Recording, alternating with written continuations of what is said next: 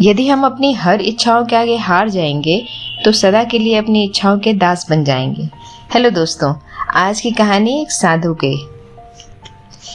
एक दिन की बात है, एक साधु गांव के बाहर वन में स्थित अपनी कुटिया की ओर जा रहा था। रास्ते में बाजार पड़ा।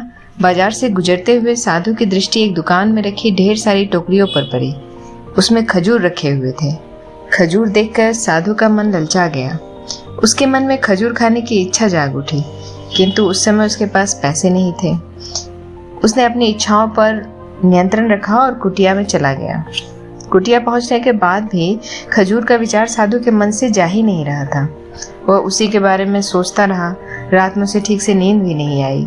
अगली सुबह वह जब जागा तो खजूर खाने की अपनी इच्छा की पूर्ति के लिए पैसे की व्यवस्था करने के बारे में सोचने लगा। उसने सोचा, सूखी लकड़ियां बेचकर खजूर खरीदने लायक पैसे की व्यवस्था अवश्य हो जाएगी।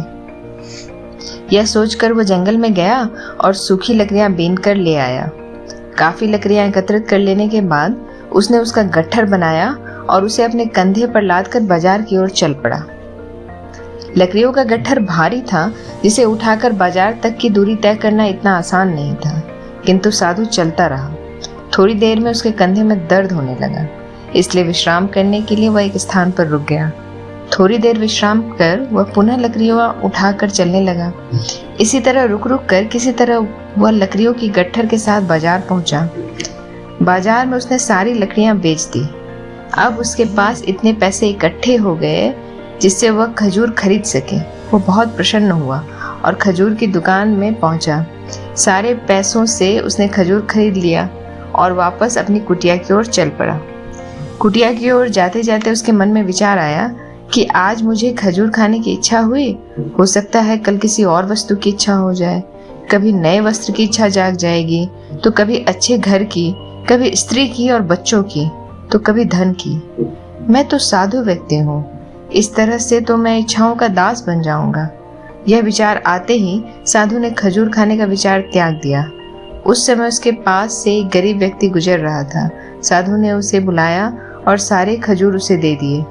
इस तरह उसने स्वयं की इच्छाओं का दास बनने से बचा लिया।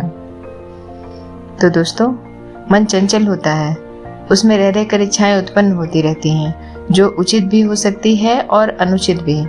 ऐसे में इच्छाओं पर नियंत्रण रखना आवश्यक है। सोच विचार कर इच्छाओं के आकलन के उपरांत ही उसकी पूर्ति के लिए कदम बढ़ाना चाहिए, तभी जीवन में सफलता मिलती है। हमें इच्छाओं का दास नहीं बनना है, बल्कि इच्छाओं को अपना दास बनाना है। तो दोस्तों, ये थी आज की कहानी। कैसी लगी प्लीज मुझे बताइएगा और अपना ख्याल रखें। बाय।